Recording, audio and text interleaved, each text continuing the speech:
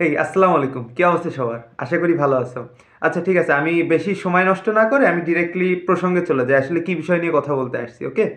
আমি বেশ কিছুদিন ধরে দেখলাম যে অনেকেই বিভিন্ন কোয়েশ্চেন করছে যে ভাই এই শেষ মুহূর্তে কিভাবে পড়াশোনা করবো জাহাঙ্গীরনগরের জন্য, তারপরে হচ্ছে কয়টা দাগাবো, আরও অনেক কিছু নিয়ে কোয়েশ্চেন করছে। আমি একটা খাতায় সবগুলো পয়েন্ট আউট করেছি। তা আমি একে একে প্রত্যেকটা জিনিস হচ্ছে তোমাকে অ্যান্সার করব, যেহেতু সামনে তোমাদের জাবির এক্সাম আছে, ওকে?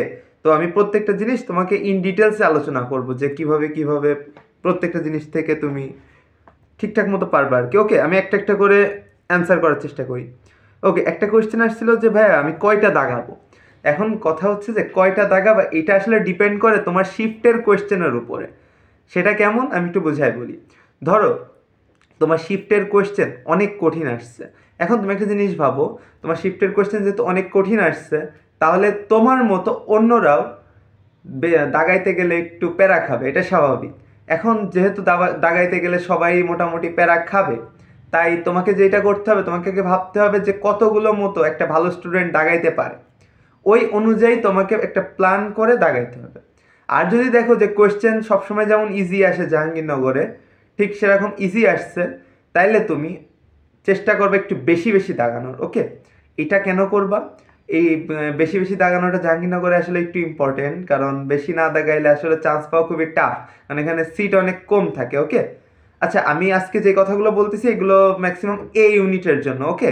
জাবির এ ইউনিট, এই ইউনিটটা বেশি ফোকাস করো, অন্যান্য ইউনিটে শুনতে পারো, যেহেতু আমি জাস্ট কিছু সিম্পল গাইডলাইন দিচ্ছি, তোমাকে শুনতে পারো, সমস্যা নেই, ওকে? তারপরে একটা কোয়েশ্চেন আছে কয়টা দাগাবো, এটা মেবি ক্লিয়ার, ওকে? আচ্ছা, আমি আমার কথা বলি। আমি একটু বেশি দাগাইছিলাম, তোমার ৮০টার মধ্যে ৭২-৭৩টা দাগাইছিলাম। তা তুমিও চাইলে একটু বেশি করেই দাগাইতে পারো, এটা আই গেস বেটার হয়, ওকে? এবার পরের কোয়েশ্চেনে যাই। জেইউ এসে কই থাকবো, অর্থাৎ জাহাঙ্গীরনগরে তো আসবো, জাহাঙ্গীরনগর এসে কোথায় থাকবো, এটা নিয়ে একটা কোয়েশ্চেন কাজ করে। সেটা একটু আমি ক্লিয়ার করে দিই। সেটা হচ্ছে যে তুমি যেই জেলা, তুমি জাহাঙ্গীরনগরের ভিতরে ওই জেলার সমিতিটা খুঁজে বের করবা।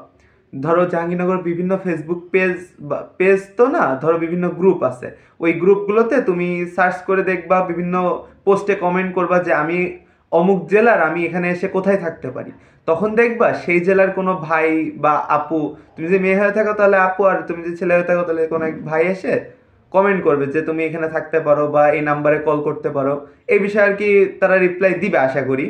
তুমি ওইখান থেকে আর কি কোনো একটা তথ্য পেয়ে যাবা যে কোথায় থাকতে হবে, তারা তোমাকে হলে বেশ ভালো মতো থাকার মতো একটা জায়গা করে দেবে, আশা করা যায়, ওকে? সো যে ইউএসএ থাকার প্যারা হবে না। আর যাদের আত্মীয় বাসা আছে, আমি তাদেরকে সাজেস্ট করবো যে তোমরা নিজের আত্মীয় বাসায় থাকো। যদি জাহাঙ্গীরনগরের আশেপাশে কোনো এরিয়াতে, যেমন ধরো ধামরাই বলো, নবীনগর বলো বা সাভারে বলো, যদি কোনো আত্মীয় বাসা থেকে থাকে, তাহলে সেখানেই থাকো, ওইটা আরও বেটার হবে। তাহলে তুমি পরীক্ষার আগের দিন একটু রিল্যাক্সে থাকতে পারবা। নাইলে এখানে এসে গ্যাদারিংয়ের মধ্যে তোমার দেখা যাচ্ছে আরও কনফিডেন্ট লেভেল কমে যেতে পারে, যে তুমি আশেপাশে দেখতেছো যে সবাই পড়তেছে সবাই পড়তেছে, আমি কি করব। এই ধরনের চিন্তাভাবনা যেন না আসে, এই একটা রিজনে হচ্ছে আমি তোমাকে বলতেছি যে তুমি যদি আশেপাশে আত্মীয় স্বজনের বাসা থাকে, সেক্ষেত্রে আত্মীয় স্বজনের বাসায় থেকে, ওকে? আচ্ছা, আরেকটা কোয়েশ্চেন আসছে যে এক্সামের আগের দিন কি পড়বো। আচ্ছা, এটা একটা গুরুত্বপূর্ণ কোয়েশ্চেন আমি মনে করি, কারণ কি এক্সামের আগের দিনের পড়াটাও ডিপেন্ড করে যে তোমার এক্সামটা কেমন হবে, ওকে? এখন কথা হচ্ছে তুমি এক্সামের আগে যদি তুমি চাও, তাহলে ওই প্রথম থেকে এই পর্যন্ত তুমি যত কিছু পড়ে আসছো সব একবারে ঢালাওভাবে রিভিশন দিতে পারো। কিন্তু এটা করলে কি হবে, তোমার একটা মানসিক চাপ সৃষ্টি হবে, তোমার ব্রেন অন কাইন্ড অফ হাঁপায় যাবে বা হাঁপিয়ে যাবে, যেটাই বলো আর কি, টায়ার্ড হয়ে যাবে। দেন তুমি দেখবা যে পরীক্ষার হলে মানে সব কিছু কেমন জানি উলট পালট হয়ে যাচ্ছে। তা আমি তোমাকে সাজেশন দিব যে তুমি জাস্ট পরীক্ষার আগের দিনে যেই সকল জিনিসগুলো ইম্পর্টেন্ট, অর্থাৎ তুমি হাইলাইট করে দিছো তোমার হাইলাইট মার্কার দিয়ে বা পেন দিয়ে হাইলাইট করে রাখছো তোমার নোট খাতায় বলো বা যে কোনো জায়গায় বলো, প্লাস ফিজিক্স আর ম্যাথের যত যত সূত্র আছে সবগুলো সূত্র, এতগুলো করলেই তোমার পরীক্ষার আগের দিন অন্তত ক্লিয়ার। ঠিক আছে, তাহলে এক্সামের আগের দিন কি পড়বো বুঝতে পারছি, ওকে? আচ্ছা, তারপর একটা কোয়েশ্চেন আছে যে এই মুহূর্তে এসে কোচিংয়ে এক্সাম দিব কিনা, কোনো কোচিংয়ে এক্সাম দিব কিনা।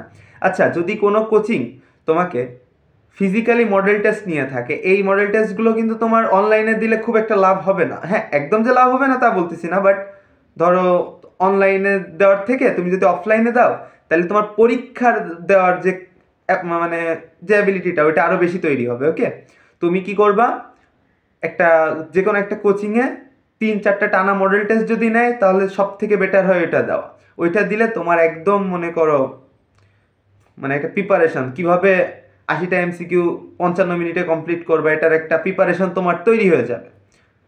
ওকে, তারপরে হচ্ছে, হ্যাঁ এটা একটু ফানি কোয়েশ্চেন, কখনো কিছু পড়ি নাই ঠিক মতো, মাঝে মাঝে গ্যাপ দিছি, এখন কি পরীক্ষা দিব কিনা, অ্যাটেন্ড করবো কিনা, মনে হচ্ছে তো চান্স পাবো না। আচ্ছা আমি এটার একটু অ্যান্সার দিই। কথা হচ্ছে, তুমি যেহেতু ফর্ম তুলছো টাকা দিয়ে, আবার কিছু পড়ো নাই, তুমি একটা কাজ করতে পারো, পরীক্ষা দিতে আসো 80টায় দাগায় চলে যাও, আগে যেগুলো পারো সেগুলো করে যাও, তারপরে 80টায় দাগায় দিও, যেহেতু তোমার কোয়েশ্চেনটাই এমন, আমি আর কেমন করে অ্যান্সার দিব বলো। ওকে ডান।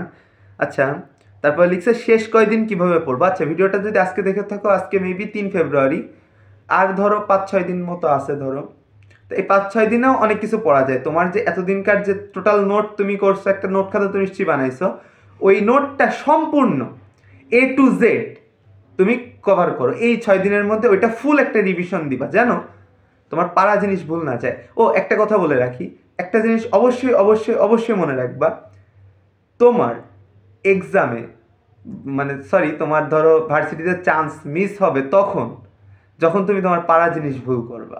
ঠিক আছে, পারা জিনিস ভুল করা যাবেই না, যে তুমি একটা জিনিস পারতা বাট সেটা তুমি ভুল করে আসছো, এই কাজটা করা যাবে না। তুমি যেটা পারো ওইটা তোমাকে এক্সামেও পারতে হবে। ওকে ওকে, তাহলে শেষ কয়েকদিনে কিভাবে পড়বো এটা ডান। আচ্ছা আচ্ছা, আর কিছু একটা কথা আমি নিজের থেকে বলি, সেটা হচ্ছে যে জাহাঙ্গীরনগরে এতদিন পর্যন্ত কোনো সিট প্ল্যান ছিল না। সিট প্ল্যান বলতে কি, তোমার তো একটা নির্দিষ্ট ভবন দিয়ে দিচ্ছে তাই না, ওই ভবনের যত নাম্বার রুমে তোমার পরীক্ষাটা হবে, ওই রুমের ভিতরে কোনো সিট প্ল্যান দেওয়া নেই, তোমার যেখানে খুশি তুমি সেখানেই বসতে পারো। এখন আমি কি করতাম, আমি তো তোমার টোটাল 2বার এক্সাম দিয়েছিলাম জাহাঙ্গীরনগরে, আমি 2বারই ফার্স্ট বেঞ্চে বসছিলাম। ওকে, তো ফার্স্ট বেঞ্চে বসার কিছু কিছু কারণ আছে, যেমন হঠাৎ করে যদি টিচাররা কোনো নির্দেশনা দেয় বা কোনো ইনস্ট্রাকশন দেয়, তাহলে তুমি সেটা ডিরেক্টলি শুনতে পারতেছো যে স্যার কি বলতেছে বা কি। আরও অনেক কিছু আছে, যেমন আগে আগে খাতা পাওয়া বা কি, এটা খুব একটা ফ্যাক্ট করেন, এটা তোমার ইচ্ছা, তুমি কোথায় বসে কমফোর্টেবল, তোমার যেখানে বসলে তুমি কমফোর্টেবল ফিল করবে ওইখানেই, এটা তেমন কিছুই না। ওকে, জাস্ট বলে রাখলাম যে জাহাঙ্গীরনগরে কোনো সিট প্ল্যান নাই, এটাই। ওকে, তারপর হচ্ছে, আচ্ছা আর আরেকটা টেকনিক আমি নিজের থেকে বলে রাখি, এই একটা কাজ করে আশা করি একটুখানি উপকার হবে। তুমি তোমার বাসায় পড়াশোনার সময় যেমন করে, মানে পড়াশোনা করার সময় তুমি যেমন কমফোর্টেবল কাপড় চোপড় পরো, যেমন আমার ক্ষেত্রে যদি আমি বলি, তাহলে আমি কি করি, আমি তো বাসায় যখন পড়াশোনা করি তখন কি, নিচে একটা ট্রাউজার থাকে আর উপরে ধরো একটা সিম্পল গেঞ্জি থাকে, তা আর ধরো যদি শীতকাল হয় তাহলে পায়ে একটা স্যান্ডেল রাখি। ঠিক সেমভাবে আমি কি করছিলাম, জাহাঙ্গীরনগর এক্সামের সময় আমি সেমভাবে গেছিলাম। এটার রিজন আমি বলি, এটা জাস্ট আমার পার্সোনাল একটা সাইকোলজিক্যাল ফ্যাক্ট বলতে পারো, যে এমনভাবে যখন আমি এক্সাম দিতে যাচ্ছি যে একটু কমফোর্টেবলভাবে, তখন আমি এক্সাম হলে বসে মনে হচ্ছে যে আমি খুবই কমফোর্টেবল আছি। ওকে, যে আরে আমার তো কোনো প্যারাই নেই, আমি তো বাসায় বসে এক্সাম দিচ্ছি, তখন আমি ইজিলি সবগুলো দাগায় ফেলতে পারতেছি।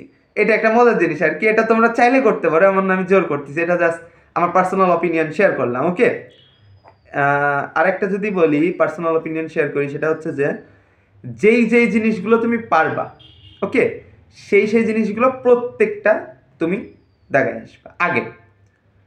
শুরু তোমার ধরো কোয়েশ্চেন পেপার দিছে, তুমি আগে কি করবা, যদি তোমার বাংলা ইংলিশ আর আইসিটি প্রিপারেশন খুব ভালো থাকে, তাহলে তুমি ওই 3টা দাগায় ফেলবা।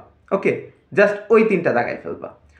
এটা কেন করবা, কারণ ওই 3টা একটু মুখস্থ টাইপের থাকে, আইসিটিটা বাদে। আইসিটির মধ্যে ধরো 8টার মধ্যে ধরো 5-6টা তো তুমি মুখস্থ পাবাই, আর বাংলা ইংলিশ তো অলওয়েজ মুখস্থ থাকে, এই কয়টা আগে দাগায় নিবা। দেন তুমি কি করবা, দেন তুমি হচ্ছে কেমিস্ট্রি ধরবা, কেমিস্ট্রি এমন মুখস্থগুলো দাগায় ফেলবা। এইগুলো করলে কি হবে, তোমার মুখস্থ জিনিস দাগানোর পরে তোমার দেখবা অনেক টাইম বেঁচে আছে, তুমি ধীরে সুস্থে ম্যাথগুলো করতে পারবা। কিন্তু তুমি যদি ম্যাথমেটিক্যাল টার্ম আর মুখস্থ টার্ম যদি একসাথে মিক্স আপ করে ফেলো, তাহলে তুমি টাইম ম্যানেজমেন্ট করতে পারবা না। এখন তুমি যদি টাইম ম্যানেজমেন্ট না করতে পারো, এটা তোমার জন্য মানে আসলেই ডিফিকাল্ট হবে চান্স পাওয়া, এটা সত্যি কথা। টাইম ম্যানেজমেন্ট না করতে পারলে অ্যাডমিশনে কোনো তোমার জায়গা নেই, এটা তুমি মাথায় রেখে সেভাবে কাজ করো।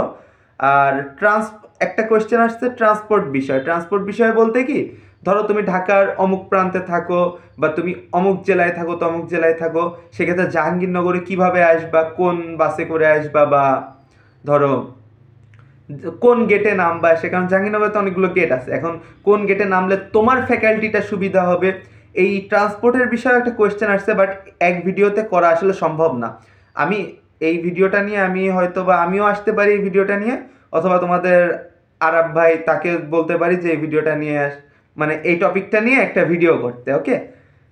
আর তা বাদে তোমাদের যদি আর কোনো ভিডিও লাগে তাহলে তুমি বললো যে কোন কোন বিষয়ে সমস্যা হচ্ছে, আরেকটা ভিডিও আমি আনবো, সেটা হচ্ছে যে এই 80 মার্কসের এক্সাম 55 মিনিটে যে তুমি দিবা, এই 55 মিনিটের টাইমটা তুমি কিভাবে ম্যানেজ করবে এটা নিয়ে জাস্ট আমি একটা ভিডিও দিতে পারি, ওকে। খুব তাড়াতাড়ি দেবো, সমস্যা নেই। ওকে, আল্লাহ হাফিজ।